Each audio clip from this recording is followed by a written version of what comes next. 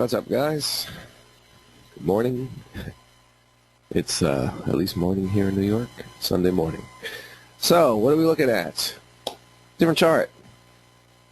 Esignal. And I'll explain. Just a recap in case you're sort of new to my stuff. Trading spot Forex, the volume feed is an issue. I was using IBFX demo for years, as most of you know. It was very dependable. I really never worried about it. It got bought up by FXCM, and I had to find something else. You can see that stuff in my other videos. And things were not dependable. Something was looking good, and then all of a sudden the volume would be very flat the next day. And then comparing to other brokers, it was not a good representation of the market, and I was kind of switching around. So I got Esignal. I was, luckily enough, for years I didn't have to really think about it. But this is really the reality of it. Is I think IBFX was an exception, and a lot of the brokers, as good as a volume feed may look, some days it could suddenly be off, and I've just been running into that sort of thing. So time to get something dependable again, and so Esignal. Now, the feed here for the price feed, right now it's Sunday, there's no price coming in, so the chart is not moving. The feed is from 200 brokers. So that feed is rolling in quick, and you're getting prices really fast. If this chart was live, you'd be seeing a lot of tick activity. It almost looks like news all the time.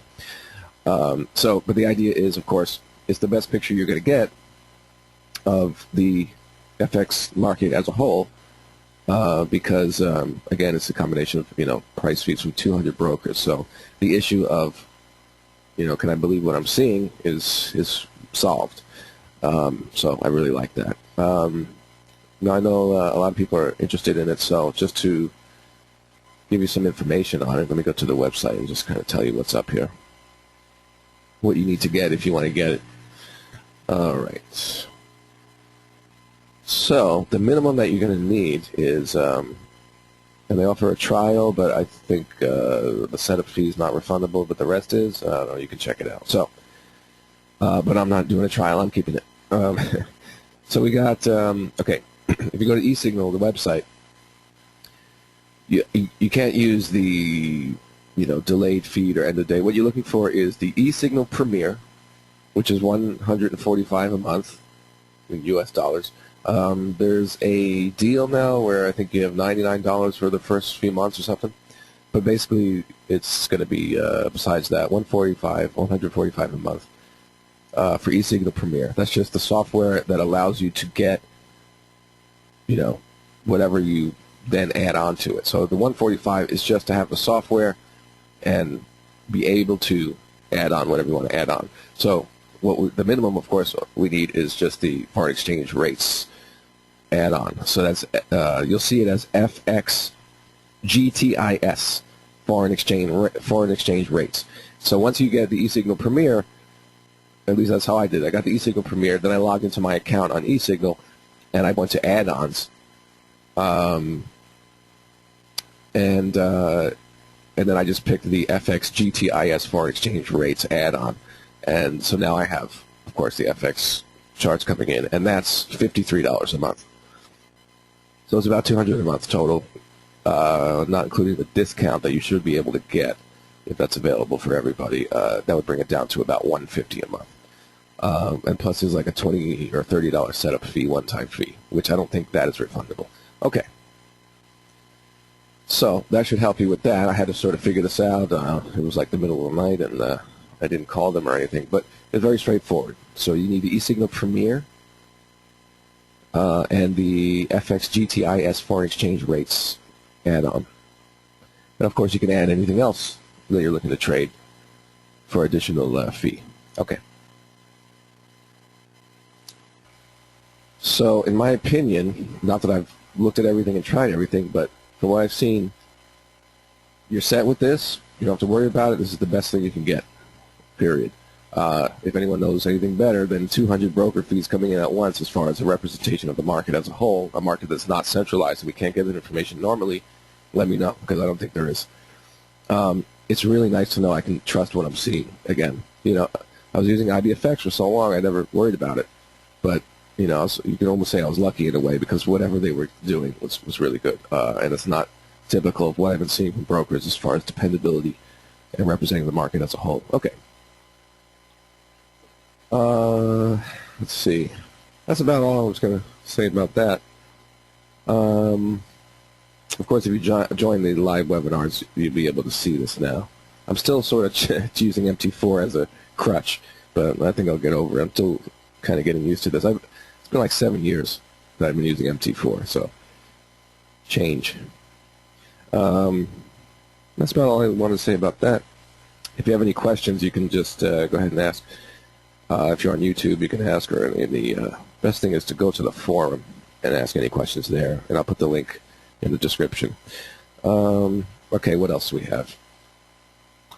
Just a couple of things to mention. You can join my Skype group.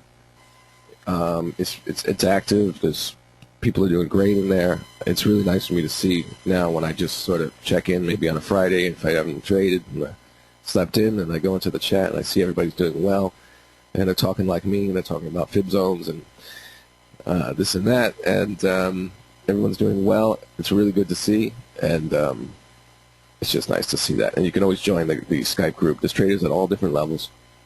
It's free. Of course, I have the live webinars. You can subscribe to myfxsource.com. I'll put the link in the description for that if you want to trade with me live. You know, that's been going really good. I've had my best run ever in my trading career since August of this year. And the first half of this year was very slow. I ended up lowering risk. You know, it was like the lowest volatility in 15 years or something. So, you know, it happens. The point is just recognize it, and things always come back to normal. They came back to very normal, very good in August of this year. So August, September, October, November is almost finished. Has been the best run I've ever had, period. I think I had 5 or 6 losses since August. My losses for November were minus 2.5 pips and minus 7 pips. Besides that, all wins. Average 1 trade a day, 3 days a week. Maybe I've taken a few more than that on average this month. I don't really go back over my statement and go, wow. But, yeah, something like that. Okay, another thing to mention is December coming up. I'm going to be doing a lot of education lessons. I'm starting the first lesson November 26th, the day before Thanksgiving. I wouldn't worry about trading that day, but you know, that's a Wednesday, so we have our group session Tuesday, Wednesday, Thursday. So we are going to be having a lot of live webinar lessons in the trading group. So if you're thinking about joining and you're not sure what's going to happen the rest of the year and all that, it's going to be focused more on that because of the maybe lack of trading opportunities that may come up. But that's just, this week coming up, Thanksgiving and Wednesday. If you go into December and we look at the calendar,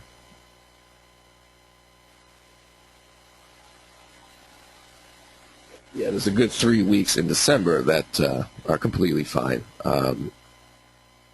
If you don't know, you really have to get up close to Christmas Eve for things to slow down. First few weeks in December are fine. So, in fact, I've never really seen a slow December until, of course, the holidays. So it's perfectly fine to do that. And then again, once we get to the holidays, we'll have a lesson here and there to make up for the lack of trading days. And, of course, just it's a good thing to do. I think generally looking at this time of year is good for study. And, take a breath, get away from the pressure of trying to make money if you're not doing well, and or you're still learning, and just take the time to learn. Now, as far as what to learn, I can't recommend learning from anybody but me. Sorry, that's I'd say it like it is. When someone else is trading 90% win ratio in front of you, then maybe you should listen to them. Otherwise, don't fill your head with crap. Don't worry about the COT report and just all nonsensical things that people try to do to help their day trading. The new indicators and whatever junk you're getting in your email where people are trying to sell you. I have a lot of material out for free, so you can watch all my YouTube videos 5 times each over the next 6 weeks, and you'll learn more than I know of anywhere else.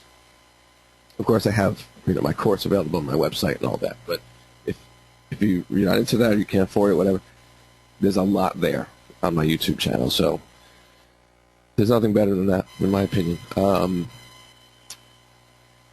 Now, what else can I say here? I think I pretty much covered it.